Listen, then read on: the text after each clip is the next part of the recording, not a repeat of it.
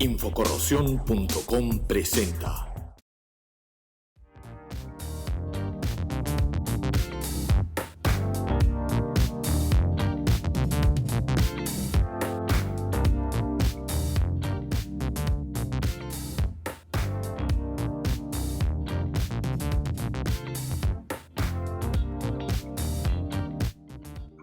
Muy bien, ¿qué tal? ¿Cómo están? Ahora sí, muchas gracias a todos por su asistencia, por unirse. Es un placer para mí estar en esta nueva temporada, la segunda temporada de Sesiones Técnicas Infocorrosión de la Industria para la Industria. Y en esta oportunidad me acompaña la ingeniera Audrey Morales. Ella es directora de AM Consultor, Asesor y Capacitación Industrial también, que nos va a tocar un tema que me parece que es sumamente básico, fundamental, importantísimo para todos, ¿no? Y es qué es pintura y la importancia de cada uno de sus componentes. Audrey, bienvenida a Infocorrosión, a Sesiones Técnicas Infocorrosión, y te doy el pase para poder dar inicio a esta charla. Gracias. Ok. Bueno, muchas gracias. Para mí de verdad que es un honor estar aquí.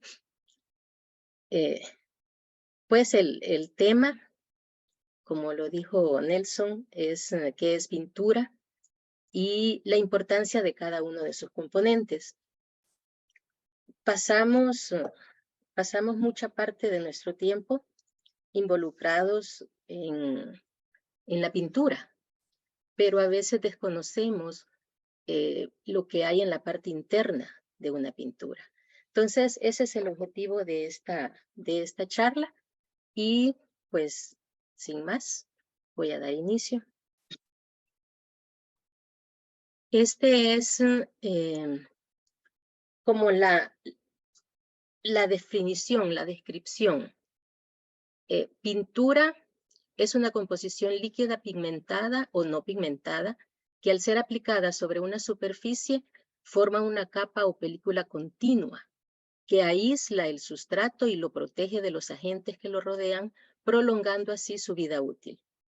Otra de las definiciones es que es un material que se aplica a una superficie para protegerla y mejorar su apariencia. Si ustedes se fijan en las definiciones, nos hablan del uso que se le da a la pintura, pero no de lo que realmente es pintura. Y pintura es una combinación de 4 elementos. Estos 4 elementos están inmersos en esas latas de pintura que nosotros compramos. Y esos 4 elementos son la resina, los pigmentos, aditivos y solventes. Son 4 elementos que conforman la pintura. Y esos 4 elementos son los que nos ayudan al uso que le damos a la pintura. Vamos a ir viendo cada uno de ellos y vamos a iniciar por la resina. La resina es el componente principal, es decir, le podemos llamar el corazón de la pintura. Ustedes pueden escuchar o leer en algún libro que lo llaman el vehículo de la pintura, porque es en este elemento en el cual se dispersan los pigmentos. Definitivamente, la resina es la responsable de la calidad de la pintura. De hecho, las pinturas llevan el nombre genérico de la resina que las componen. Así, por ejemplo, las pinturas de látex es porque su resina es látex. Las pinturas alquídicas es porque la resina es alquídica. Y así, las epóxicas, su resina es epóxica, poliuretanas, la resina es poliuretana, fenólicas, caucho clorado y otras más que van saliendo en el mercado. Entonces, si ustedes ven, es la resina la que define la importancia de una pintura. Por su origen se clasifican en resinas naturales y resinas sintéticas. Las resinas naturales son las que se obtienen de orígenes naturales, de árboles, de fósiles, de la exudación, que es la salida de líquidos de diferentes vegetales. Y las sintéticas ya son sustancias sólidas o semisólidas que se obtienen por reacción química de ciertas materias primas. Entre ellas es que se forman toda esa gama de productos que ustedes conocen. ¿Qué propiedades le brinda la resina a las pinturas? La propiedad de adhesión, que es una de las propiedades más importantes. La propiedad de dureza, es decir, qué tan fuerte va a ser esa pintura al estar en contacto con el medio ambiente al cual la vamos a someter. La resistencia química. Recuérdense que hay pinturas que no solamente las sometemos a un medio ambiente exterior, sino que las pinturas industriales pasan por procesos en los que tienen que estar inmersas en vapores químicos o en salpiqueo de sustancias químicas que si la resina no tiene la suficiente resistencia, la pintura se nos cae. Y definitivamente el brillo. Esas son las 4 propiedades más importantes que nosotros o que las pinturas reciben por parte de las resinas. Luego tenemos los pigmentos. Los pigmentos son partículas sólidas que se emplean fundamentalmente para dar color. Ayudan, y esto es bien clave, bien importante, ayudan al poder cubriente de la pintura. Es decir, ellos se mezclan y se disuelven en la resina, que es el vehículo. Y una vez que hacen ese proceso, le generan a la pintura el poder cubriente, que es una de las características más importantes en cuanto a valor económico tiene una pintura. Se clasifican en 2 grandes grupos, orgánicos, que son originarios de plantas y animales, e inorgánicos, que provienen de minerales, metales y de la tierra. Otra clasificación las divide en los que dan color, ¿verdad? Y los pigmentos inertes, que únicamente se utilizan como material de relleno. Es decir, ellos no generan poder cubriente. Ellos generan únicamente un poder de relleno. Este tipo de pigmentos inertes son los que se utilizan para bajar costos en las pinturas. Dentro de la primera clasificación, orgánicos e inorgánicos, nosotros encontramos los pigmentos que en la industria más requerimos, que son los pigmentos óxidos. Cuando nosotros, o cuando ustedes quieren pintar una superficie metálica, en lo primero que se piensa es, después de la preparación de superficie, por supuesto, en lo primero que se piensa es en el anticorrosivo que le vamos a poner. Entonces, ese anticorrosivo tiene pigmentos óxidos que han sido adicionados juntamente con la resina y nos dan colores específicos de anticorrosivos. Ahí ustedes es muy probable que hayan escuchado el verde óxido, rojo óxido, amarillo óxido, que son estos colores que ustedes pueden ver acá. También, pues el mercado, el marketing es bastante voraz, llamémosle, y ha creado las pinturas autoimprimantes, que son una combinación de anticorrosivo y de producto de acabado final. Si esas pinturas autoimprimantes fueran de un color tipo óxido, yo pudiera decir de que son pinturas que de veras me van a proteger bastante la superficie. Sin embargo, ustedes pueden encontrar pinturas autoimprimantes en colores, colores de fantasía, como celestitos, rosados, amarillos, pero no amarillo óxido. Entonces, a este tipo de pinturas en la industria y en la protección contra la corrosión se les conoce como aquellas pinturas que generan una protección de barrera a las superficies metálicas. Una protección de barrera es, como lo ven ustedes aquí en el diagrama, es aquella que logra aislar del medio ambiente a la superficie metálica. ¿Cuánto va a ser la durabilidad que va a tener esta protección? Pues básicamente lo que dure el espesor o la aplicación que nosotros hemos colocado sobre la superficie metálica.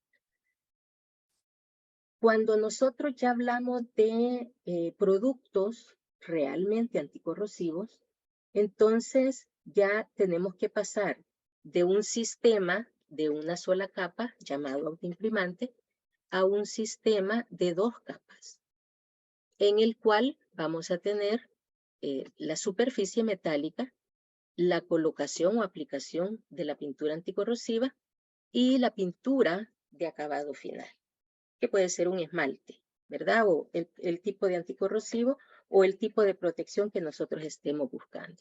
Pero tiene que llevar 2 tipos de acabados. Primero el anticorrosivo, que tiene que ser en los colores que ya les mencioné, verde óxido, rojo óxido, amarillo óxido, y sobre él tenemos que ponerle el esmalte para darle más protección a la superficie.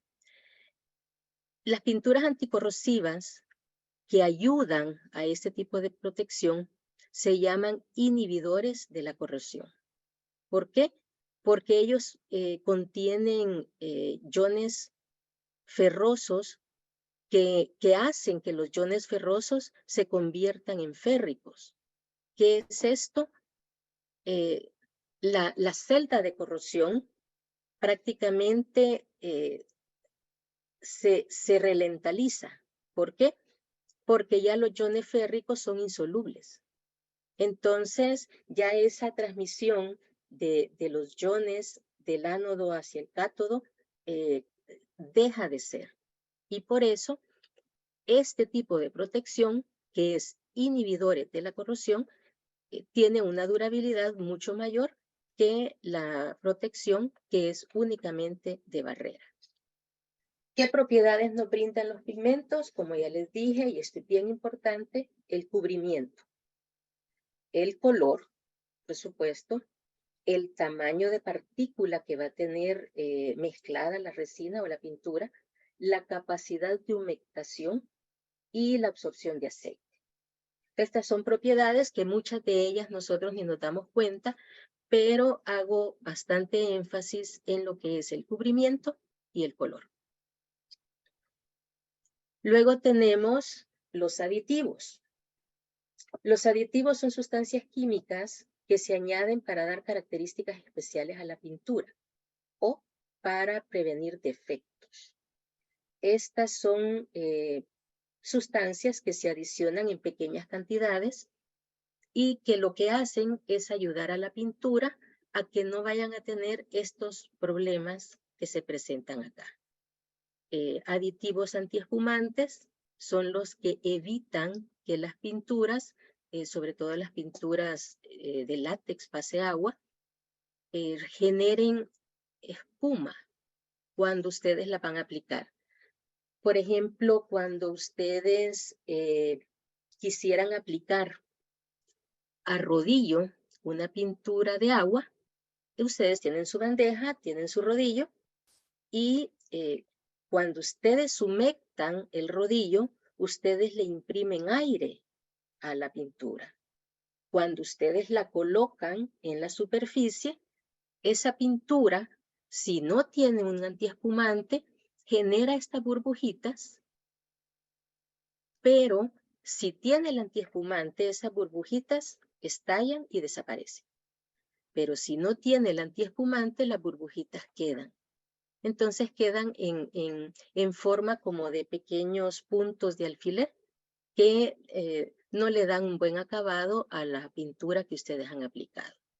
Los fungicidas, como su nombre lo dice, pues son los que evitan que las pinturas generen hongos, generen bacterias, generen moho, que es los defectos tan frecuentes que se dan en pinturas, sobre todo pinturas muy económicas, cuando están aplicadas al exterior y se exponen a los rayos ultravioleta y a los efectos de la lluvia, ¿verdad? Entonces los fungicidas lo que hacen es prevenir que estos se peguen y se queden adheridos a las películas de la pintura. Otro de los aditivos es el antipiel.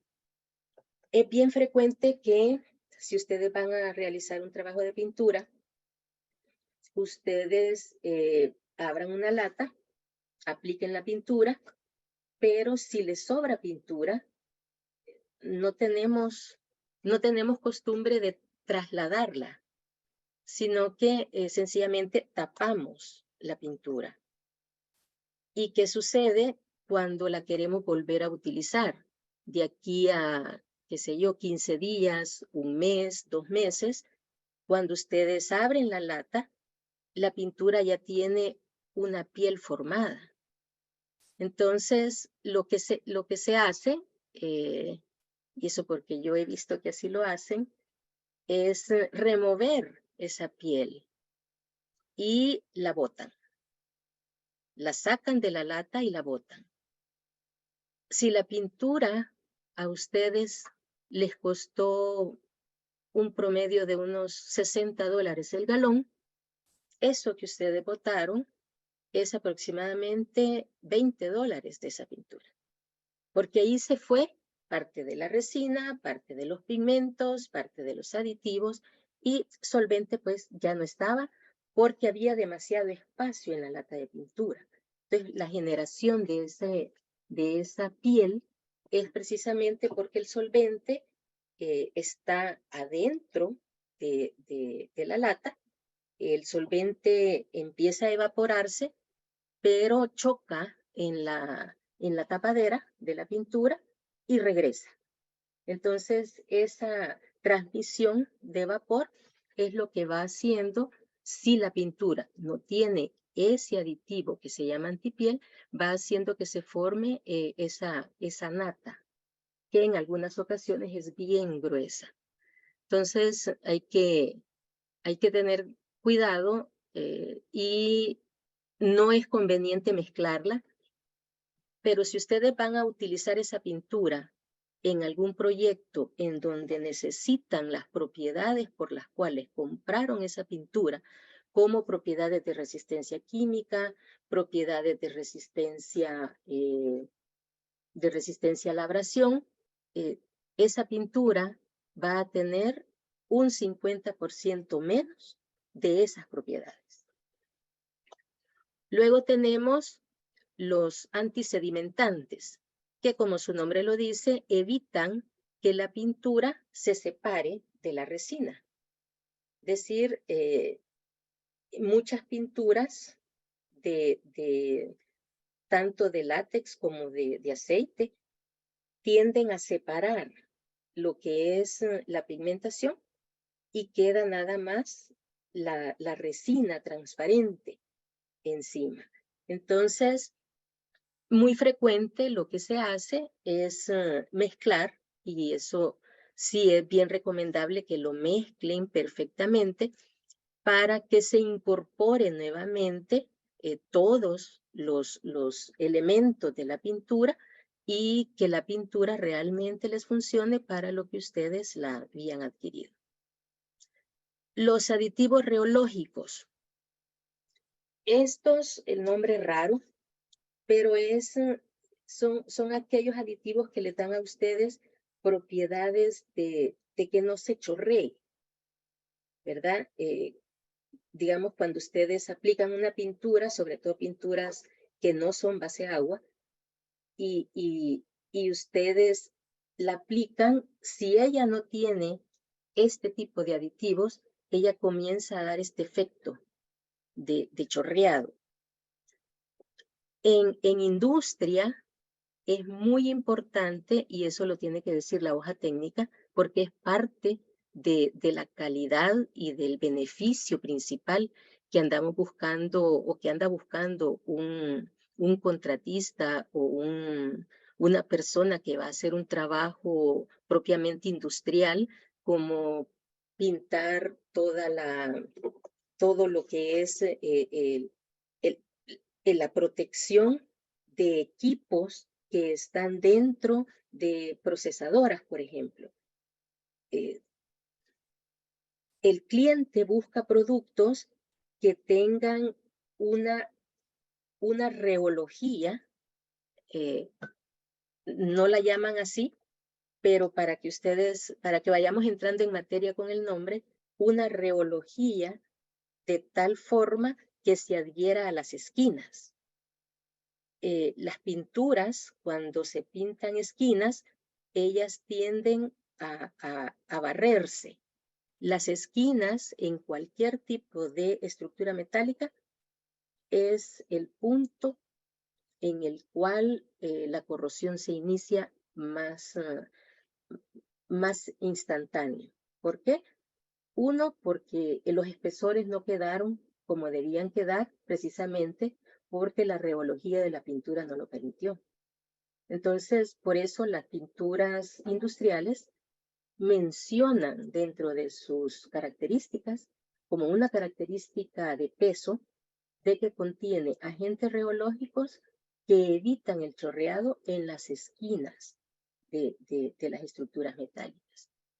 Y finalmente tenemos los aditivos secantes, que son los que le ayudan a las pinturas a secar de una forma pareja.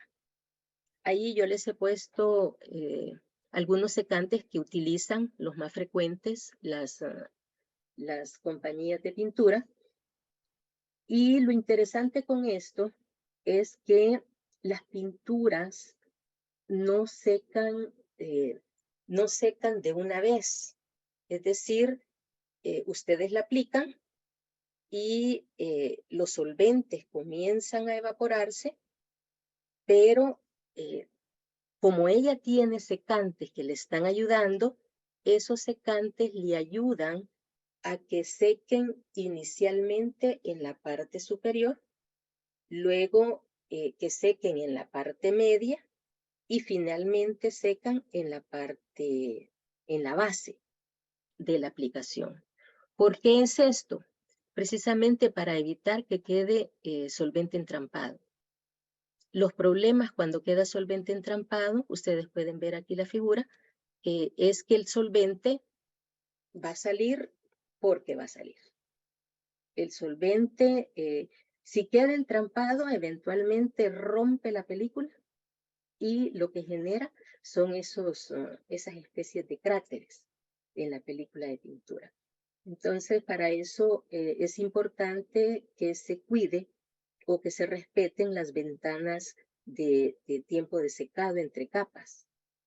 Las pinturas, sobre todo a nivel industrial, dicen dentro de sus hojas técnicas, y esto lo hace el fabricante, cuál es la ventana de tiempo entre mano y mano. ¿Por qué es esto importante? Porque el fabricante sabe qué tipo de agentes secantes está utilizando. Entonces, si ellos dicen que hay que esperar 4 horas para dar la segunda mano, hay que esperar 4 horas. Y es muy importante que se vean las condiciones ambientales, porque recordemos que estos son productos que con las condiciones ambientales, esos tiempos pueden disminuirse. Eso también tiene que estar especificado dentro de las hojas técnicas. Y esto es la importancia de lo que son los aditivos en la pintura. Y llegamos al último, que son los solventes. que esto para lo que lo utilizamos es para diluir el producto, para aplicarlo. Cambia la densidad del producto, facilita la aplicación de la pintura. Muchas veces este es el elemento que se ve como el pobrecito, ¿verdad? En las pinturas.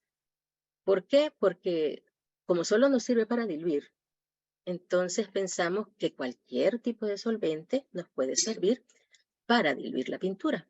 Pero hay que considerar algo, y eso lo dice el fabricante de pintura. Cada tipo de pintura tiene su propio solvente reductor. ¿Por qué? Porque recuérdense que dentro de la fabricación de la pintura hay un solvente que está dentro. Ese solvente es el que hace que la resina pueda adquirir los pigmentos, adquirir los aditivos, mezclarlos y conformar esa masa volumétrica que nos va a servir para hacer las aplicaciones. Este punto es sumamente importante. Les digo, los solventes dentro del campo de la pintura son como los niños abandonados. Nadie les hace caso, nadie los respeta. Y créanme que un solvente equivocado echa a perder los resultados que se esperaban de una pintura. Ustedes pudieron haber gastado $100 en una pintura y no gastaron en el solvente que dice la hoja técnica que tienen que ocupar, sino que allá tenemos el solvente universal, el diluyente universal, ese vamos a ocupar. Cuando ustedes hacen eso, ustedes están adicionando un producto a esa pintura que no es parte de ella. Entonces, automáticamente, todas las propiedades, todos los beneficios por los cuales ustedes pagaron, ustedes los modifican. Y ahí vienen muchas veces, las decepciones que no me secó a tiempo, que se me descascaró, que me falló, etc. Entonces, esto es bien importante y por eso yo recalco bastante, porque los solventes es uno de los elementos que muchos contratistas y muchos profesionales de la industria dejan de lado. Y esto no debería de ser así. Es parte importante del comportamiento, de la calidad de la pintura por la que ustedes han pagado. Hay un tema que es la no contaminación al medio ambiente y lógicamente las empresas, las fábricas de pintura, pues tratan de encontrar nuevas tecnologías para eliminar el uso de solventes. Creo, no sé si ustedes han escuchado hablar de las pinturas 100% sólidas. Esto es que ya no hay solvente. Lo que hay es esos agentes reológicos para que la pintura pueda ser maleable, ¿verdad? Pero ya no tiene solventes que contaminan el medio ambiente. Mejoran la aplicación, mejoran el nivelamiento y mejoran el secado. Todas esas características ustedes las van a lograr si y solo si ustedes ocupan el solvente propio de la pintura. Si ustedes ocupan otro tipo de solvente, ustedes pierden brillo, ustedes dejan defectos en la aplicación, ustedes desmejoran el secado, porque ya no es parte de los componentes de la pintura.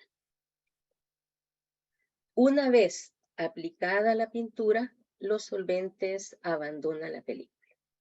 Por eso es que no les hacen mucho caso.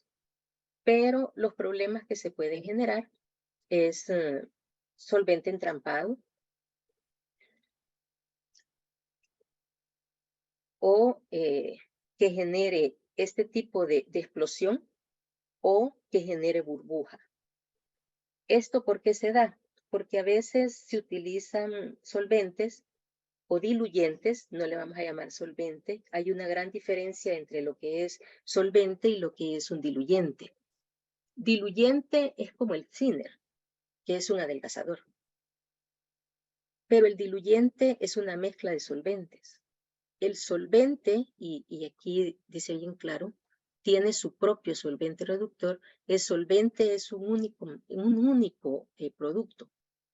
¿Esto qué quiere decir? Que si ustedes le sacan la curva de destilación al solvente, esa curva de destilación no va a variar, así ustedes lo hagan hoy y así ustedes lo hagan en 3 días o en una semana.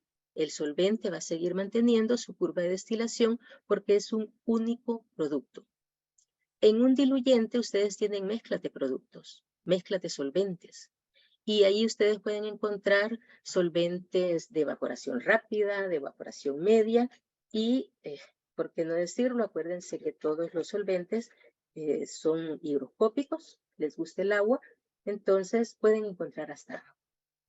Cuando no se utiliza el solvente específico recomendado por el fabricante, ustedes pueden enfrentarse a problemas de esta naturaleza. ¿Por qué? Porque los solventes de evaporación más lenta, obviamente se van a tardar en salir de la película de la pintura. Y si ustedes han dado la segunda mano y el solvente no se había ido, entonces esos son los problemas. Porque eso sí, el solvente va a salir, nos guste o no nos guste. Él no se queda. Si se queda entrampado, él va a seguir su ruta hacia afuera. Y si encuentra película de pintura solidificada, él hace esto que ustedes ven acá. Y esos son defectos bien frecuentes y que muchas veces el cliente, el aplicador, pues no entiende por qué se está dando ese tipo de problemas. Luego, tenemos una clasificación de las pinturas por el tipo de solvente, que son las que ustedes, pues que todos conocemos, las pinturas base agua y las pinturas base solvente. Vamos a ver dos conceptos sumamente importantes en una pintura, que son los sólidos en volumen y el espesor de película. Los sólidos en volumen, llamados o identificados como NVM, esto significa Non-Volatile Material, son los sólidos que contienen la pintura en su composición y se expresan en porcentaje. El espesor de película seca, o en inglés dry film thickness, es la película que queda en la superficie una vez el solvente se evapora. Estos conceptos son parte importante de la selección de una pintura a la hora que ustedes se van a enfrentar a un proyecto de aplicación de pintura. Tenemos el galón de pintura con sus 4 componentes y nosotros vemos que los aditivos, los pigmentos y la resina son los que nos conforman ese elemento tan importante. De hecho, ese es uno de los elementos principales de la pintura. Ese contenido de material no volátil es lo que les va a dar a ustedes resistencias, les va a dar a ustedes durabilidad y obviamente les va a dar a ustedes tener que invertir más. Pero les aseguro vale la pena, porque remover una pintura que nos ha causado problemas es como dice Arnold, ¿verdad? Tu peor pesadilla, sobre todo si son pinturas para pisos. Entonces, cuando nosotros vemos resina, pigmentos y aditivos, llamemos y pensemos a eso que son los sólidos de la pintura. Los solventes, ya lo dijimos, ellos se evaporan, ellos abandonan la película. Para lo único que nos sirve es para aplicarla. Si la queremos aplicar bien, utilicemos el solvente propio de la pintura.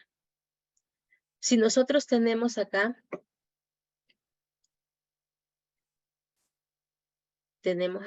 dos tipos de pintura. Y tenemos resina, pigmentos y aditivos, vean el nivel, y resina, pigmentos y aditivos, vean el nivel. Entonces esto nos dice que el porcentaje de sólidos va a ser exactamente este contenido. El solvente ese va a abandonar la película de pintura. Si nosotros aplicamos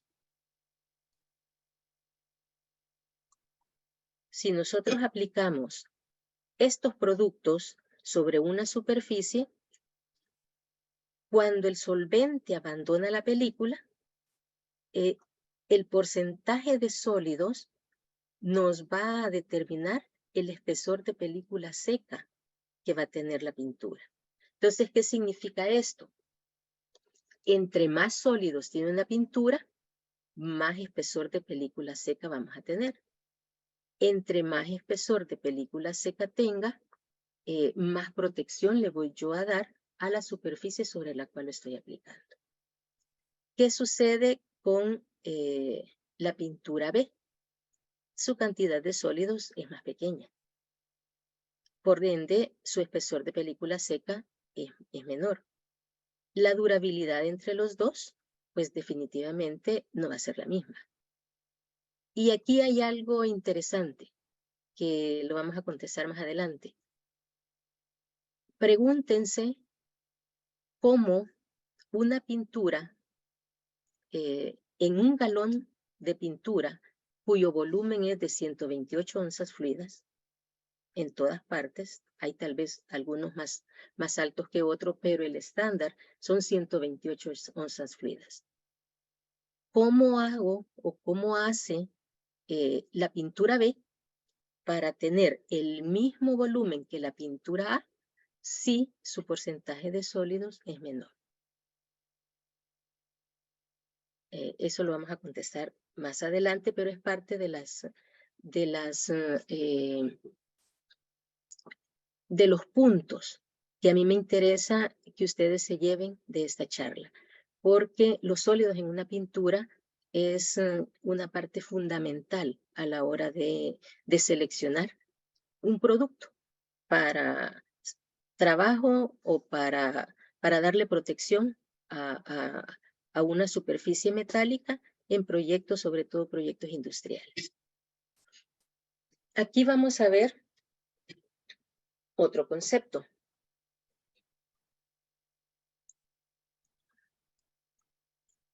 Que es el concepto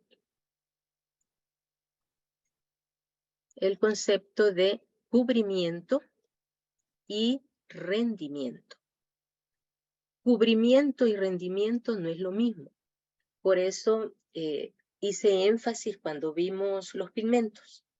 Los pigmentos, leímos ahí, que son las partículas sólidas que le dan la propiedad de cubrimiento a las pinturas. La propiedad de cubrimiento, no de rendimiento. Esto muchas veces, y esto es un punto bastante importante, las hojas técnicas hablan de rendimiento, pero no hablan de cubrimiento. El cubrimiento es una característica empírica, es una característica que el pintor, el aplicador, va determinando. Si me gusta cómo está quedando, entonces sigo. Si no me gusta, repaso. ¿Verdad? Entonces, el cubrimiento es la capacidad de la pintura para que una vez seca logre tener un color uniforme, dejando totalmente cubierto el tono original de la superficie. Y el rendimiento es el área que se puede pintar por galón de producto. Son dos conceptos diferentes, pero a la hora de que se utilizan, que se aplica, los aplicadores llevan a la par rendimiento con cubrimiento. Si nuevamente yo tengo dos pinturas, A y B, y esto es lo que sucede frecuentemente cuando vamos a una tienda o a un lugar a comprar, y yo quiero comprar una pintura para interior-exterior, y me presentan dos tipos de pintura, A y B.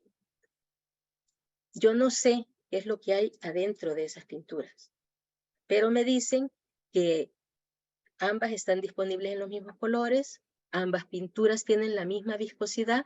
Viscosidad es el cuerpo que tiene una pintura, que es muy atractivo para los contratistas, porque si la pintura tiene cuerpo, entonces en su mente dicen, le puedo adicionar un poco de solvente, sea agua o sea solvente diferente de agua, para extender un poco el rendimiento que dice la hoja técnica.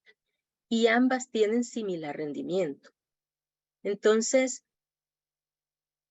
cuando yo decido, por economía, comprar la pintura B, voy a pagar $10 menos. Cuando yo aplico esa pintura, yo obtengo esto. Y si yo hubiera comprado la pintura A, que valía $10 más, yo hubiera obtenido eso. Entonces aquí ven ustedes, si ustedes miran el área, y eso lo hice a propósito, si ustedes miran el área en que el rodillo aplicó, es prácticamente la misma tanto en A como en B. Eso quiere decir que el rendimiento es el mismo. ¿Qué es lo que me faltó allí? Me falta cubrimiento.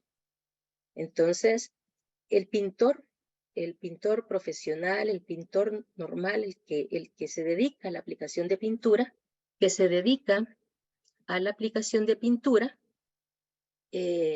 ellos van cubriendo a la par que van pintando. Pero si a mí me dice en la hoja técnica que el rendimiento de la pintura es 20 metros cuadrados por galón, supongan que esta superficie que está acá sean 20 metros cuadrados. El producto B a mí me alcanzó para pintar 20 metros cuadrados. ¿Qué es lo que le faltó? Cubrimiento. Diferente de la pintura A, que igual forma tiene un rendimiento de 20 metros cuadrados, pero él sí me dio el cubrimiento.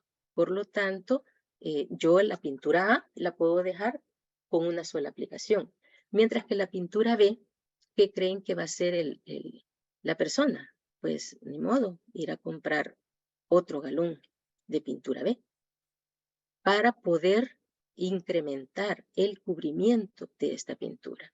Entonces, el proyecto que pudo haber costado $50, ahora está costando $80. Y esto es lo que pasa bien frecuente. Muchas veces nos dejamos llevar por esto. Todos los productos, todos tienen sus hojas técnicas. Y en sus hojas técnicas se dice cuál es el porcentaje de sólidos que tienen las pinturas. Entonces aquí nuevamente tenemos que la pintura A tiene más sólidos que la pintura B. Y la consecuencia de esto es el menor cubrimiento de la pintura B. ¿Cómo me respondo la pregunta que les hice? ¿Cómo se hace para que la pintura B llene el galón de 128 onzas fluidas? Pues se recuerdan que vimos los tipos de pigmentos. Vimos que habían pigmentos de color y vimos que habían pigmentos inertes. Que, y hice énfasis cuando lo vimos, ellos no dan cubrimiento. Ellos lo único que hacen es servir de relleno. De esa forma es que el galón de la pintura B llega a sus 128 onzas fluidas, pero con características diferentes a la pintura A. Aquí quiero hacer un paréntesis y mencionar que muchas veces hay ciertas prácticas que no son buenas, como en todo. Muchas veces se compra una pintura y se le quiere sacar un rendimiento mayor. Ese rendimiento mayor, ¿qué quieren hacer? Es pesar la pintura. Entonces, a las pinturas de agua, sobre todo para proyectos grandes, edificios grandes, centros comerciales, edificios habitacionales, a veces se utiliza un producto que se llama cal. Y eso es lo peor que se le puede hacer a las pinturas de agua. La cal, y ustedes pueden hacer la prueba, la cal es un elemento que no se disuelve. Ustedes pueden hacer la prueba en un vasito, pónganle agua, pónganle cal, lo revuelven y ella va a blanquear el agua. Déjenlo ahí y al siguiente día ustedes obtienen de nuevo la cal. Entonces, los problemas que les da el utilizar cal en pinturas de agua para incrementar el rendimiento son problemas de yesamiento, pero serios. Y esto, aparte de que contaminaron la superficie con un producto que nunca se va a disolver en superficies que son altamente alcalinas, como son las superficies de concreto, nos meten problemas que no tienen por qué. Por eso lo menciono, creo que ha disminuido bastante el uso de cal para este tipo de actividades, de tratar de incrementar el rendimiento en las pinturas, pero lo menciono para que nos quede de que no es bueno utilizar la cal. Los pigmentos que se utilizan, los utiliza la fábrica de pintura, no los vamos a utilizar nosotros, porque ellos están colocados dentro del galón de pintura de forma equilibrada para que la fórmula, para que el producto realmente me dé los beneficios por los cuales yo estoy pagando por ese galón de pintura. La calidad entonces de una pintura está definida, al menos hasta ahorita, por dos factores. Uno es los sólidos de pintura y el otro es el espesor de película seca. Recordemos que los sólidos de pintura es,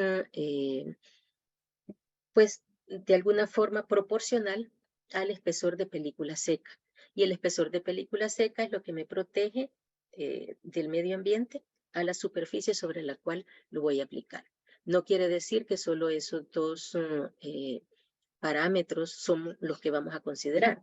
Existen otros, como es el espesor de película húmeda, el rendimiento teórico en metros cuadrados por galón, la herramienta de aplicación, si es brocha, rodillo, pistola, pistola convencional o airless, el solvente diluyente, que es parte importante, recuérdense, y el porcentaje de dilución. El porcentaje de dilución es que puede ser un 10%, un 20%. Tratemos de apegarnos a lo que dice la hoja técnica. Porque si ustedes invierten en un producto, es porque esperan de ese producto todos los beneficios por los cuales se está pagando. Aquí quiero hacer también mención de algo importante y es el rendimiento teórico que ustedes van a encontrar en la mayoría de hojas técnicas de cualquier fábrica de pintura.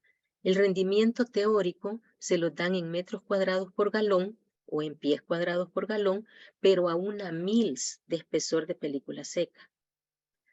Si nosotros seguimos viendo las recomendaciones del fabricante, el rendimiento teórico me lo da 1 mils, pero el espesor de película seca que recomienda es a veces de 4 mils. Entonces, si yo leo el rendimiento teórico de 100 metros cuadrados, tengo que seguir leyendo. Es decir, rendimiento teórico de 100 metros cuadrados por galón, pero a 1 mils. El fabricante me dice, tiene que aplicar esta pintura a 4 mils. Quiere decir que en automático yo tengo que dividir ese rendimiento entre 4. Quiere decir que el rendimiento teórico real que yo voy a tener de la pintura que estoy adquiriendo va a ser de 25 metros cuadrados por galón. Esto lo menciono porque muchas veces, digamos, los que tenemos la buena costumbre de leer, yo leo hojas técnicas porque ha sido el mundo en el que he estado bastante tiempo, pero pregúntenme si leo las instrucciones para poder poner una lavadora, no las leo. Ahí me enredo y todo y no funciona, pero tengo el manual y no lo leo. Y yo creo que así somos la mayoría. En el caso de este tipo de lecturas, sí les recomiendo que lo hagan, porque si no, vamos a caer en problemas que después nos va a salir un poco más caro. El fabricante es el que debe proporcionar esta información en la hoja técnica del producto. Si el fabricante no la da, entonces ustedes exijan, porque es obligación del fabricante dar esos datos. Aquí menciono algunas fórmulas que son importantes a la hora de entrar en un proyecto de pintura. Cómo se calcula el espesor de película seca con el espesor de película húmeda por el porcentaje de sólidos en volumen, el espesor de película seca, tomando en cuenta el porcentaje de dilución, el rendimiento teórico y el rendimiento práctico. Muchas personas, muchos que se dedican a la aplicación de pintura no consideran los factores de desperdicio, y si los consideran de acuerdo al lugar o a las condiciones en las cuales se va a aplicar la pintura. Por ejemplo, si ustedes van a aplicar, van a pintar un tanque y el tanque tiene una altura de, qué sé yo, de 8 metros, entonces se considera un factor de desperdicio que puede andar entre el 20% a un 30%, que yo le tengo que restar al rendimiento teórico que el fabricante me ha dado, ¿verdad? Entonces, se puede hacer así, o hay ciertos cuadros, ciertas tablas que definen ya los diferentes factores de desperdicio dependiendo del tipo de superficie, si es porosa, si es lisa, si es acero, si ustedes le hicieron una preparación de superficie marginal o ustedes le hicieron preparación de superficie con sandblasting, si generaron perfil de anclaje, si no lo hicieron. Entonces hay tablas que generan esto y ahí va a depender del tipo de producto que ustedes vayan a adquirir y del tipo de garantía que ustedes vayan a dar por el proyecto de pintura. Tenemos otra terminología muy importante que son los mecanismos de curado de los recubrimientos. Aquí vamos a hablar de dos palabritas, no convertibles y convertibles, pero cuando vean de qué se trata, se van a dar cuenta que es el diario vivir de cuando nosotros aplicamos una pintura. Las pinturas no convertibles, estas se disuelven en el solvente original y en solventes con poder de solvencia similar. El espesor de película seca generalmente es bajo, los tiempos de secado generalmente son cortos y requiere ventilación en el área a pintar. Los no convertibles secan por evaporación de solvente. Es decir, aquí sí yo tengo una evaporación pareja. Sí he utilizado el solvente recomendado por el fabricante. Si he utilizado otro tipo de solvente, entonces no voy a tener una evaporación pareja. Esta va a ir fluctuando. Pasan de un estado líquido a un estado sólido.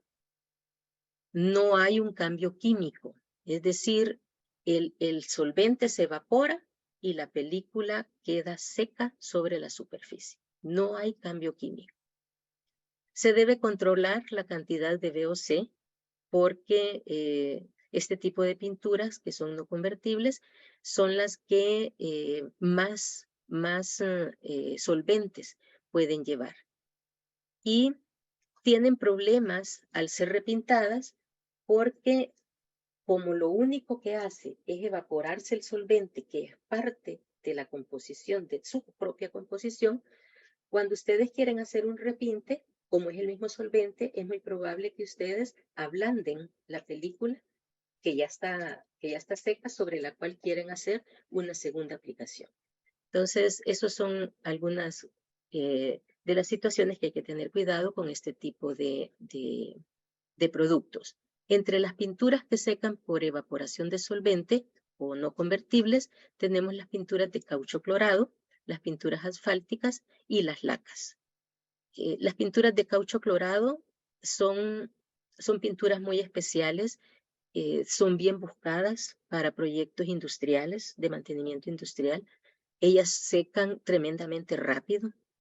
Ellas en 15 minutos ya pueden ser utilizadas, pueden ser manipuladas, tienen resistencia a químicos, tienen resistencia a inmersión y no tenemos que tardar tanto para poder poner en marcha la estructura que nosotros estamos pintando. Luego tenemos las pinturas asfálticas, que me imagino muchos de ustedes ya la han utilizado.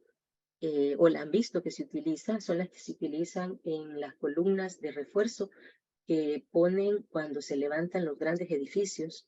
Es ese producto color negro con el que se pinta las columnas, precisamente para impermeabilizar el concreto, porque el concreto absorbe agua, le encanta el agua, y estas columnas son las que van a estar soterradas, aguantando el peso de edificios de 20 pisos, 10 pisos, que son edificios bien pesados, ¿verdad? Entonces, eso es lo que se hace.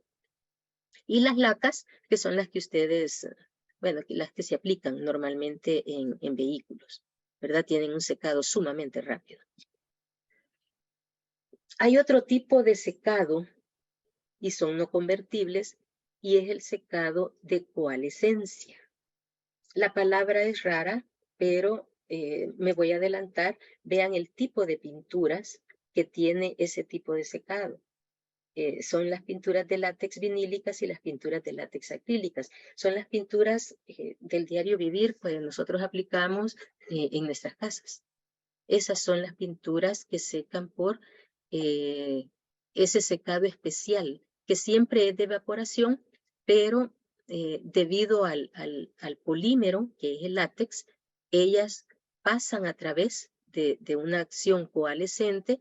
Si ustedes se fijan, aquí está el diagrama, estas son las partículas del polímero. El coalescente, que es ayudado por materias primas que se llaman surfactantes, no me gusta hablar con tanta palabra química porque no me gusta perder. Pero para que se entienda, el polímero tiene partículas sólidas. Estas partículas sólidas necesitan de alguna forma, cuando el solvente se evapora, necesitan de alguna forma alinearse, y quien les ayuda a alinearse es ese aditivo que les dice, ok, firmes, y nos vamos a ordenar para después evaporar el coalescente y quedar como una película completamente nivelada. De eso se trata exactamente lo que es el secado por coalescencia. ¿Qué es lo que se debe cuidar? El espesor de película seca. Por lo regular son películas delgadas. Ustedes me dicen cuando aplican pinturas de látex en sus casas, en las paredes, ustedes no dejan grandes espesores. Ustedes cargan la brocha y empiezan a aplicar. O lo aplican con rodillo. El espesor de película que deja el rodillo es bien bajo. ¿Por qué tiene que ser bajo? Porque los tiempos de secado son cortos. Si nosotros damos espesores de películas muy considerables, entonces la evaporación no se va a dar en el tiempo que la película se puede llegar a secar, y nos puede dar problemas, ya sea de solvente entrampado o ya sea de, de falta que quedan como taquis la película de la pintura. La temperatura de superficie cuando se va a aplicar y que no exista pronóstico de lluvia, porque como existe un aditivo que es el coalescente, que él es higroscópico, a él le gusta estar dentro del agua, entonces si hay pronóstico de lluvia, él se puede perder, porque como le gusta la lluvia, le gusta el agua, entonces se va a olvidar de su trabajo, que es el ordenar las partículas del polímero. Por eso, estas son condiciones que se tienen que cuidar a la hora de aplicar este tipo de productos. Luego venimos con los productos convertibles o secado convertibles. Aquí sí hay una reacción química. Tenemos 4 situaciones: oxidación, correacción, hidratación y fusión. Si se fijan, estamos viendo exactamente características propias de pinturas que están dentro del envase. Las convertibles por oxidación. Estas requieren de oxígeno para secar. Va a haber una evaporación de solvente. Su ingrediente principal es la resina de aceite. El secado se acelera con el uso de secantes. ¿Se recuerdan? Ese aditivo secantes es parte de este tipo de secado, de curado de pinturas por oxidación. ¿Por qué? Porque ellas necesitan de esa ayuda para poder formar la película. Y dependiendo del costo de la pintura, así va a ser la cantidad de secantes que se le van a colocar. Definitivamente este tipo de pinturas son resinas de aceite, no son para inmersión y no son para ambientes alcalinos. Ellas son si lo vamos a aplicar sobre superficies alcalinas, tenemos que colocarle un sellador o una película que sea base agua, para que ella sea la que esté en contacto directo con la superficie alcalina. Por eso es importante que las pinturas de aceite no se apliquen directamente a superficies de concreto. Si ustedes hacen esto, lo que vamos a tener allí es un desprendimiento, pero un desprendimiento bien bonito. No cuesta nada desprenderse porque ella misma, el agua misma, bota la pintura, porque no tiene adhesión.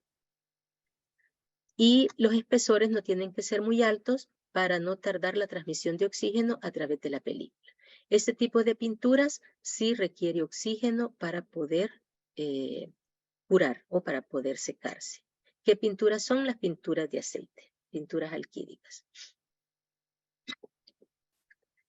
Las convertibles por correacción, estas son también conocidas por entrecruzamiento de enlaces. Aquí sí ya vamos nosotros llegando a pinturas que su utilidad es más para ambientes que están más expuestos a ambientes severos, abrasiones, salpiqueo de productos químicos, ciertos vapores, temperaturas incluso. El secado de estos productos se da en 2 etapas. Primero es la evaporación de solventes, ¿verdad? Es decir, así como cuando nosotros hacemos la preparación de superficie, que limpiamos con solvente, si nosotros seguimos avanzando en métodos de preparación de superficie, al final de cada uno de esos métodos tenemos que llegar a la limpieza con solvente. De igual forma, la evaporación de solventes aquí es parte de cualquier tipo de secado. Entonces, luego de la evaporación de solvente viene el curado, que este es una reacción química que se da entre 2 partes. Este tipo de productos que secan por correacción, son de 2 partes. La parte A, que es el producto, y la parte B, que es llamado catalizador.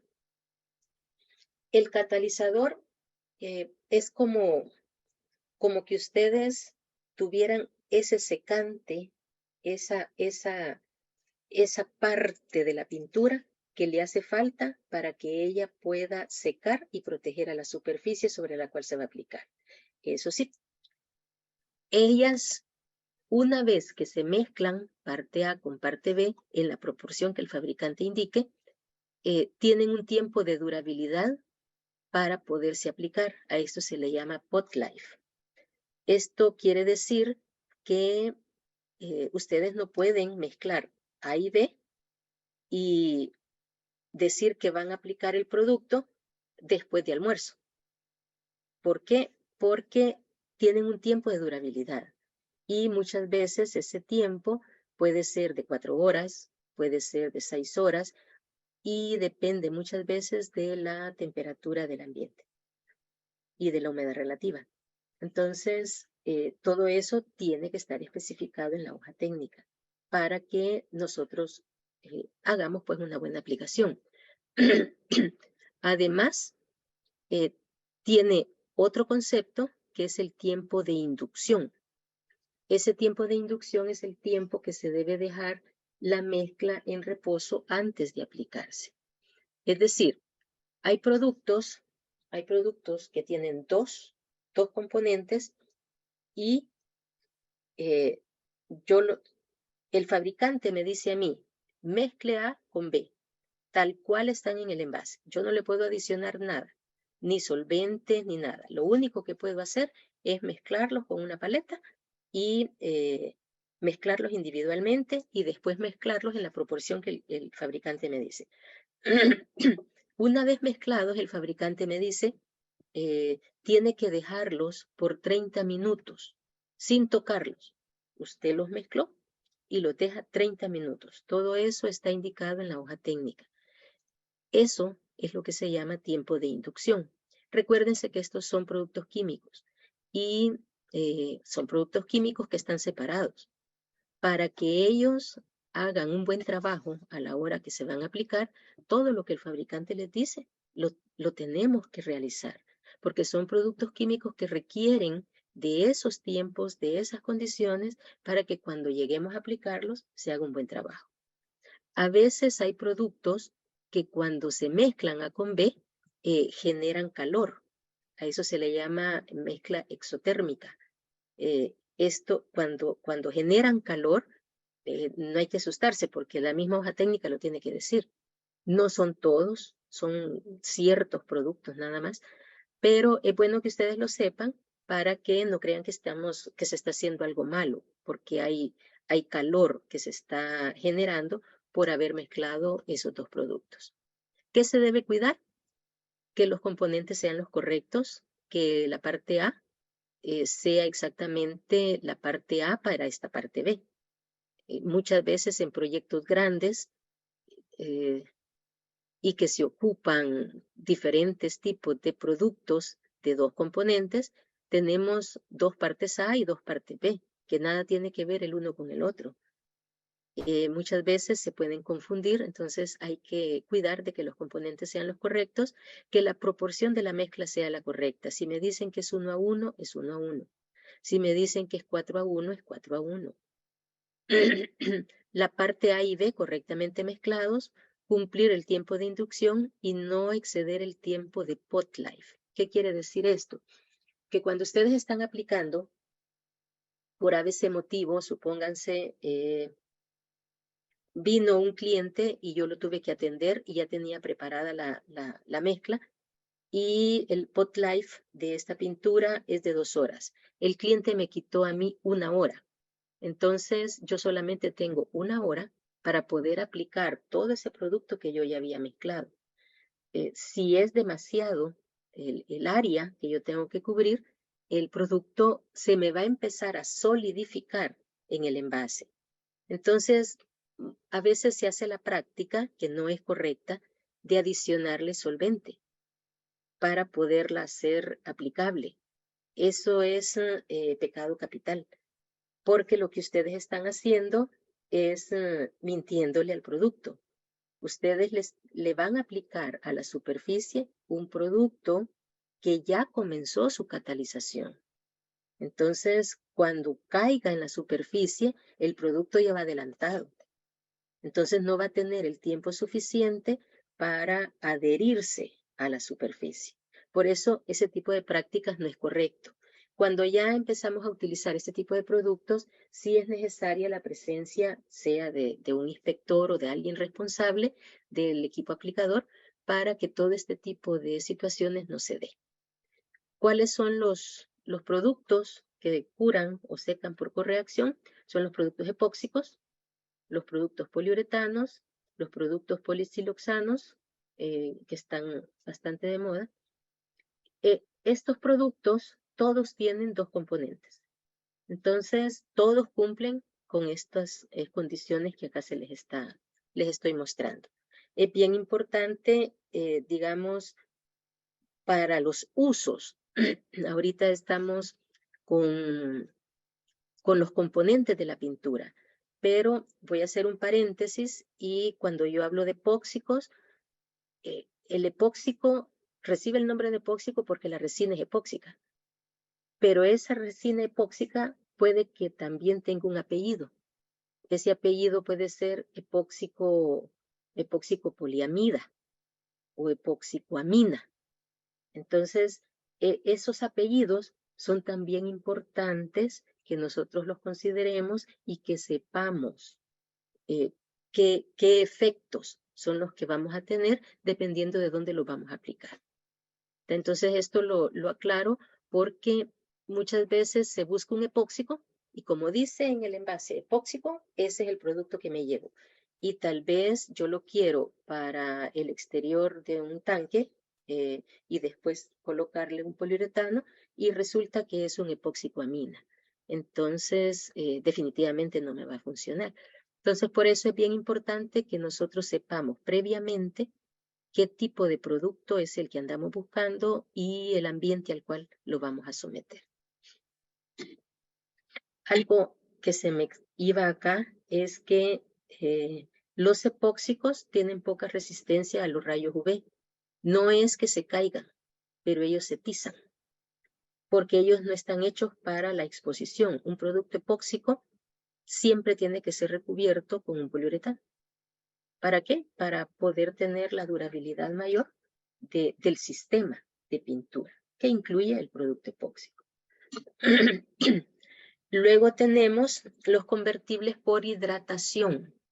Esto es aquellos que requieren de humedad, de humedad en el ambiente para poder curar. Hay un producto que si ustedes trabajan o se mueven en este tipo de ambiente de pintura, los inorgánicos de zinc son productos que son bien, yo les llamo como un poco especiales. Ellos no se dejan aplicar de cualquiera, porque si esa persona no los conoce, ellos le juegan una pasada bien fea. Los inorgánicos de zinc, y sobre todo el etilsilicato, aquí vamos a ver algunas palabras químicas, reacciona con el silicato que contiene y forma el ácido silícico. Este reacciona con el zinc y así se forma la película de zinc inorgánico. Este es uno de los anticorrosivos mejores que hay en el mercado para la industria. ¿Por qué? Porque dentro de sus 4 componentes, la resina, pigmentos, aditivos y solventes, él tiene dentro de su película el polvo de zinc puro. Este viene aparte.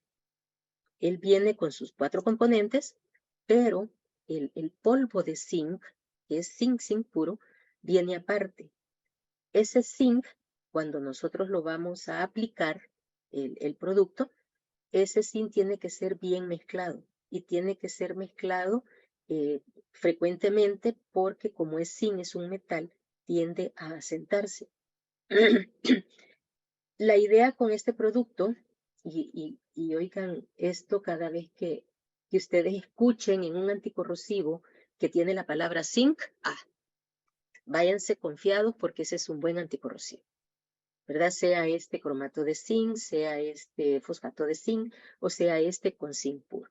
¿Por qué? Porque ellos trabajan como anticorrosivos de sacrificio. Aquí no voy a entrar en esto porque pues la charla es qué es pintura y los componentes, pero sí lo dejo para que ustedes lo puedan tal vez investigar un poco más adelante. Parte de los métodos para frenar la corrosión son los anticorrosivos de sacrificio, y este es uno de ellos, porque el zinc se sacrifica para cuidar al acero o al hierro. El zinc tiene una capacidad para oxidarse mucho más rápida que el hierro, y por eso lo cuida de esa forma. Este producto en particular, si ustedes lo van a aplicar, requiere de humedad. ¿Qué quiere decir esto? Que tiene que tener condiciones ambientales bien definidas en la hoja técnica. Ustedes no lo pueden aplicar a condiciones ambientales ni muy frías ni muy calientes. Él tiene que estar humectado, porque si esto no se hace, entonces se craquea. Y craqueado, ustedes perdieron el producto. Hay que cuidar las condiciones ambientales, como les decía, la mezcla correcta de las partes y aplicar el espesor adecuado. Este tipo de productos es de los pocos que no se deja aplicar a espesores más altos que los que dice la hoja técnica. ¿Por qué? Precisamente por la presencia del zinc y por la sal, que es el etilsilicato.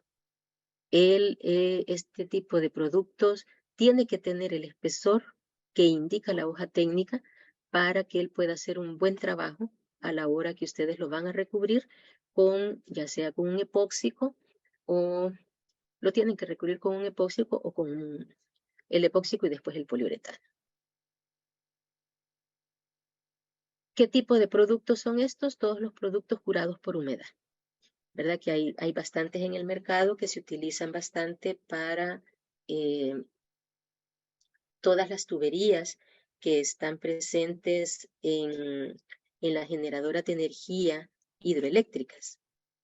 Todas esas tuberías que acarrean el agua y que por velocidad del agua generan la energía, debido a todo el trayecto que se hace, ellas van generando exudación en las tuberías. Entonces, cuando se les quiere dar mantenimiento a esas tuberías, no se puede cortar el agua. Lo que se hace es utilizar este tipo de productos que curan con la humedad. La humedad tiene que estar helado, no tiene que haber agua chorreando, sino que tiene que estar helado y lo capta el producto, se pega. Entonces, ese es el beneficio que tienen este tipo de productos. Y los convertibles por fusión, que son los que requieren de calor para poder curar. Estos tienen una temperatura específica para finalizar su fusión, y hay un producto que lo quise dejar escrito por acá, porque no es muy conocido, pero lo buscan mucho las petroquímicas y las petroleras, las geotérmicas, que son los llamados Fusion Bonded Epoxy. Estos son productos que se fusionan a la superficie, se fusionan en caliente. Es decir, ellos a una temperatura, y aquí lo dejé por escrito, a una temperatura abajo de 180 a 250 grados centígrados, ellos no funcionan. Ellos tienen que ser aplicados a esa temperatura para que ellos se puedan fundir. Ese es el beneficio de este tipo de pintura. La calidad de una pintura, las propiedades fundamentales de los recubrimientos están definidas por el tipo de pintura. La resistencia química, que depende de la resina, la resistencia al agua, que también depende de la resina, la resistencia al impacto, también depende de la resina, la resistencia a la abrasión, también depende de la resina, resistencia a la temperatura, de la resina y de algunos aditivos, y la resistencia dieléctrica, que es clave si es un recubrimiento de barrera o se usa en conjunto con la protección catódica. El producto actúa como aislante, por eso se llama dieléctrico. Estas son características que todos los industriales buscan en una pintura.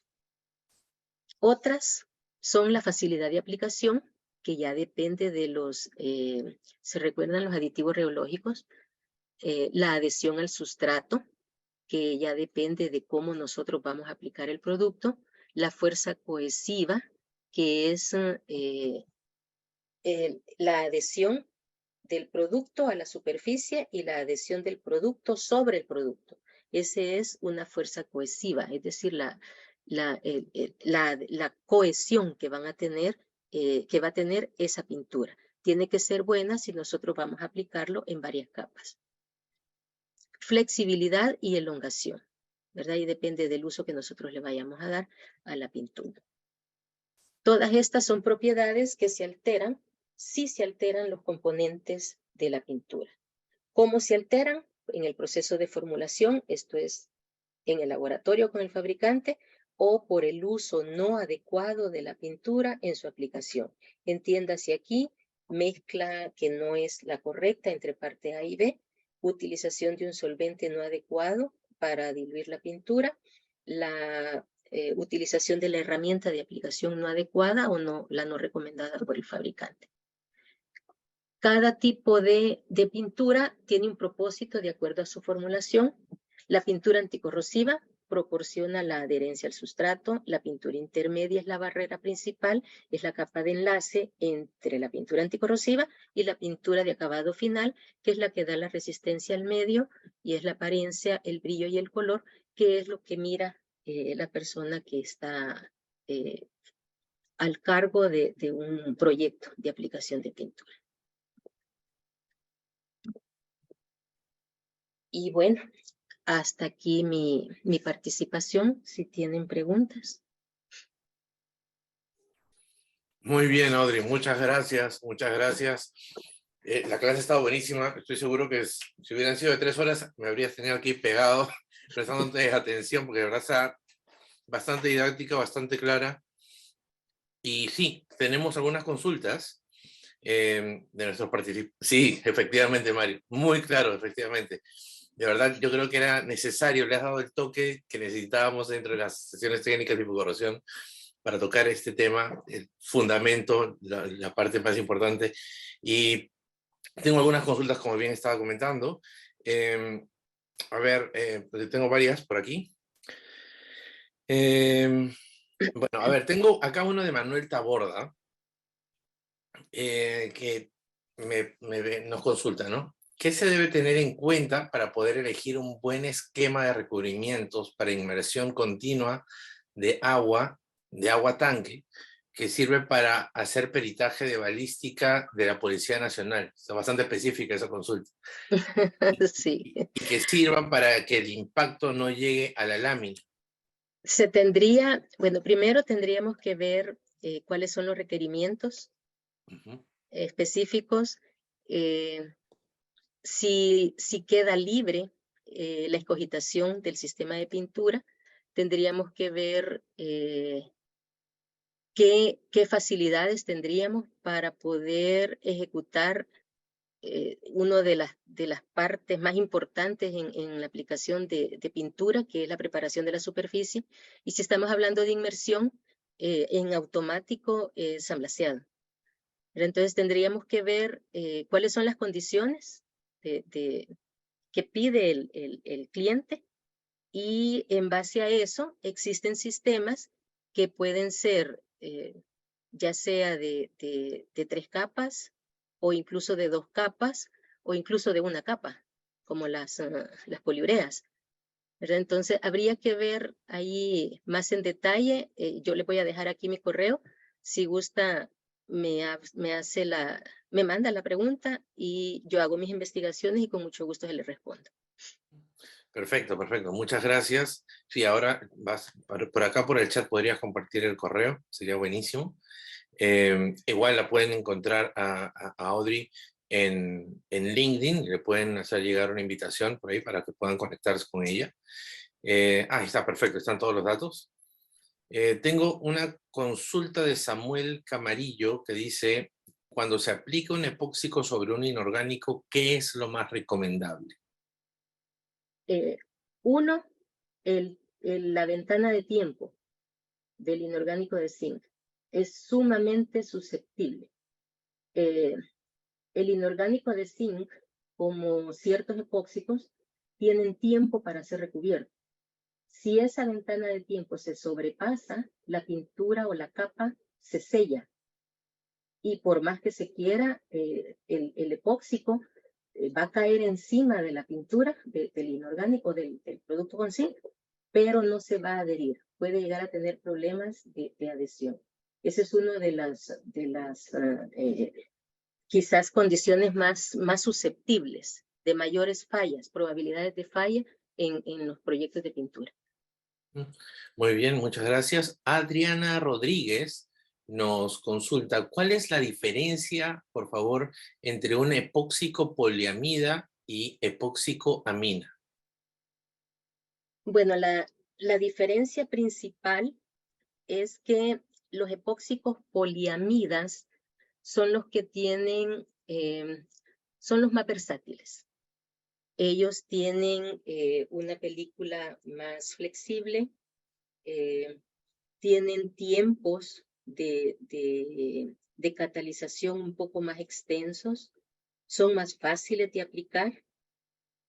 Sin embargo, las aminas tienen también su lado positivo, que son los que se utilizan para el interior de tanques de combustibles. Entonces, son más tensos, son más duros, y por eso es que se ocupan para ambientes más agresivos. Entre los dos, como lo dije al inicio, es mucho más versátil las poliamidas. De hecho, la mayoría, el 80%, 90% me atrevería a decir, son epóxicos poliamidas, y las aminas son tremendamente susceptibles de aplicarse. Hay que tener mucho cuidado. Ellas tienen un tiempo de pot life bien corto. Entonces tiene que ser aplicado a veces con equipos duales, que sale la parte A y la parte B al mismo tiempo para que se vaya catalizando al mismo tiempo. Esa quizás es la diferencia más grande entre las dos. Perfecto, muchas gracias, Audrey.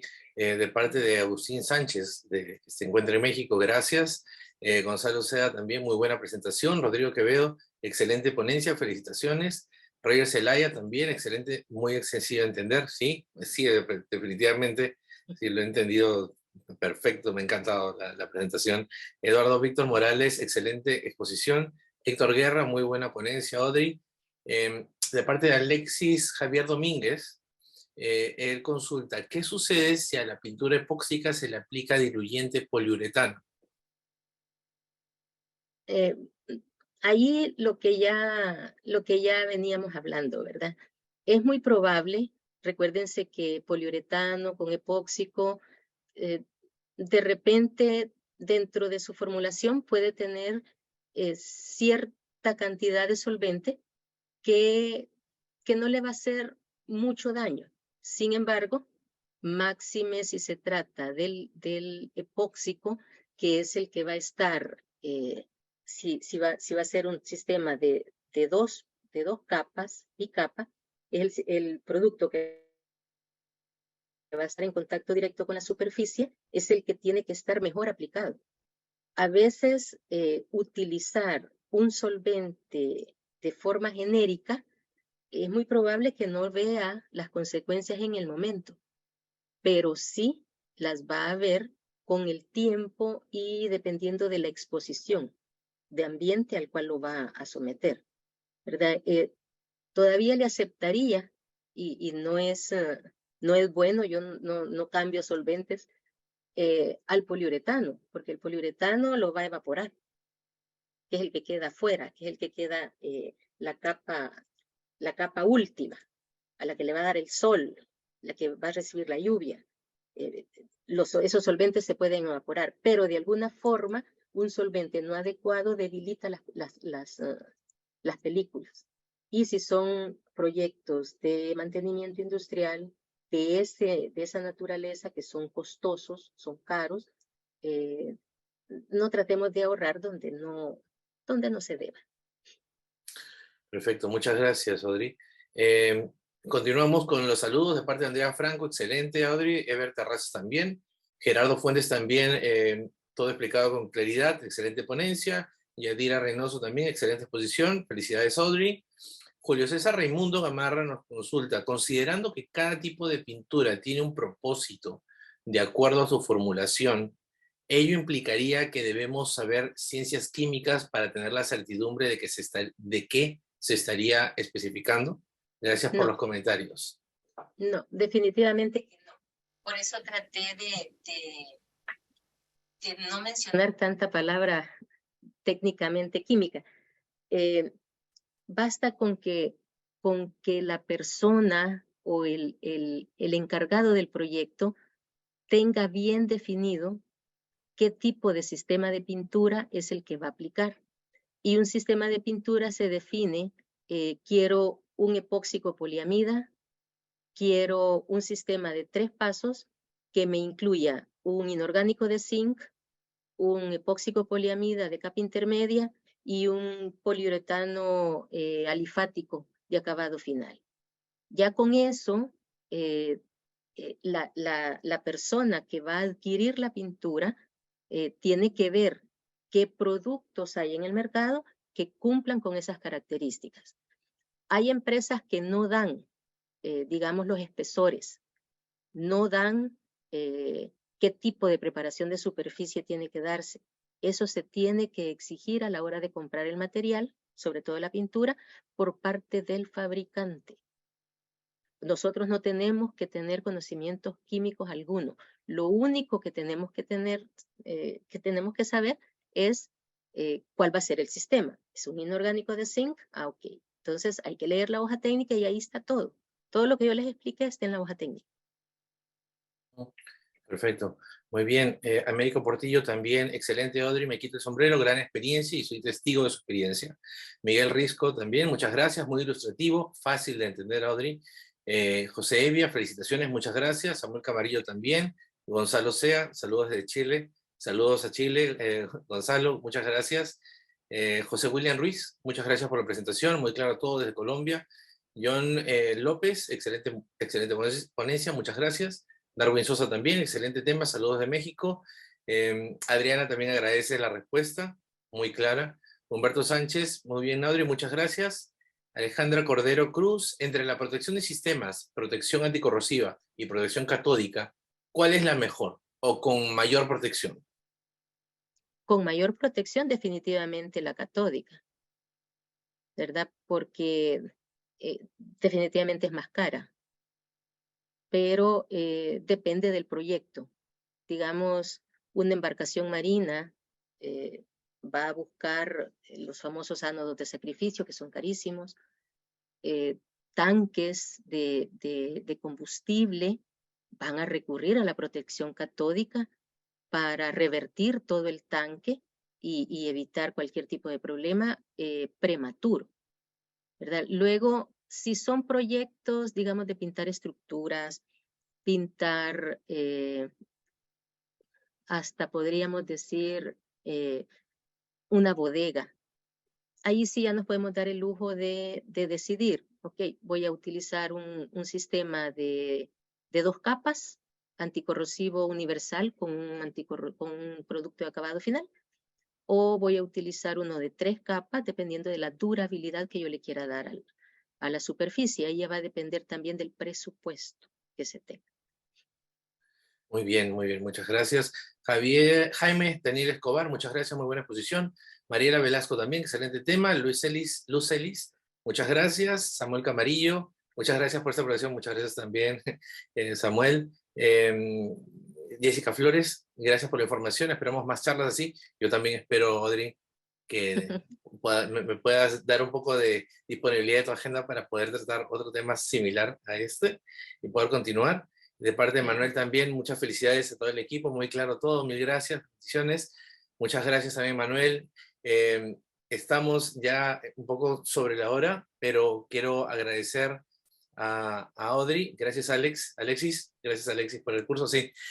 Muchas gracias por el tiempo. Es la primera vez que te tenemos en sesiones técnicas, espero que no sea la última, que podamos tenerte para tratar otros temas. De hecho que sí, nos ha gustado mucho creo que esta opinión lo compartimos todos los que estamos ahorita acá conectados. Alexis Víctor Méndez, también excelente presentación, muy clara la exposición para los que usamos los productos, pero no sabemos la química. Exactamente, Víctor. De Martín Gabriel Escalante también, excelente curso, gracias por la información. Luis Alberto Rebolledo, también desde Barranquilla, Colombia, muchas gracias por la presentación. Lexter Guerrero también, gracias por su conocimiento y más aún por compartirlo con nosotros. Exacto, y eso es lo que nosotros buscamos, Lexter, que podamos seguir compartiendo conocimientos. No todo tiene que venir necesariamente de un libro extranjero. Nosotros tenemos ya muchos años en la industria y con experiencia ganada, obviamente con una base teórica que nos ha permitido poder desenvolvernos y conocer más cosas, pero está la otra parte, que es la práctica, que es la que podamos compartir también aquí con todos y que también pueden terminar haciendo pues un match con lo que podemos estar viviendo en nuestro día a día, ¿no? Y esa es la idea justamente de Sesiones Técnicas y Infocorrosión para todos ustedes, ¿no? Y seguir generando contenido técnico de valor como lo estamos haciendo ahora con Audrey. Muchas gracias también, Agustín. Adriana Rodríguez, dice Adriana, ¿quiere decir que la protección catódica es recomendable para barcos y la corrosiva para estructuras? Más bien, la catódica es para tanques estacionarios y que se arma la protección catódica ya con el tanque construido, como los que tienes tú ahí de pantalla de fondo. Ahí se utiliza mucho la protección catódica. En los barcos se utilizan más los ánodos de sacrificio, porque son piezas que andan navegando, que se mueven, ¿verdad? La protección catódica significa una conversión, ¿verdad? El ánodo se tiene que volver cátodo para que no se corroa. Entonces eso es a través de energía eléctrica y eso tiene que ser inducido, ¿verdad? Entonces no es para superficies en movimiento, a menos que se trate de estas, ¿cómo se llaman? Las petroleras, ¿verdad? Los que están ahí flotando. Pero para embarcaciones lo más que se utiliza es la protección con ánodos de sacrificio. Perfecto, muchas gracias, Audrey. Adilia Baltodano, también muchas gracias, Audrey. Saludos de Adilia Baltodano, de Coca-Cola, FEMSA, Nicaragua. Fernando Pinto, fabuloso por lo didáctico, y has dado muchos tips, también dicen, en el desempeño, sí, muy bien, en el terreno, correcto. Muchas gracias por la excelente exposición. Luis Alberto Rebolledo, en superficies de barcos y tuberías enterradas, la utilización de recubrimientos disminuye los requerimientos de protección catódica. Ese es un comentario que nos hizo Luis Rebolledo. Muchas gracias, Audrey, de parte de Adrián Bañuelos. Excelente presentación, de saludos de México.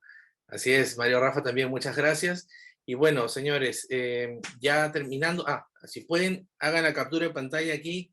Audrey Morales, aquí tienen todos sus datos, o apúntenlos para que puedan comunicarse con ella, hacerle llegar sus consultas si tienen alguna consulta. Si se encuentran en Centroamérica también, cualquier requerimiento, cualquier solicitud, estoy seguro que Audrey va a poder atenderlos. Agréguenla en la página de LinkedIn, ahí van a poder conversar contactarla, ¿no? Y poder comunicarse directamente con ella.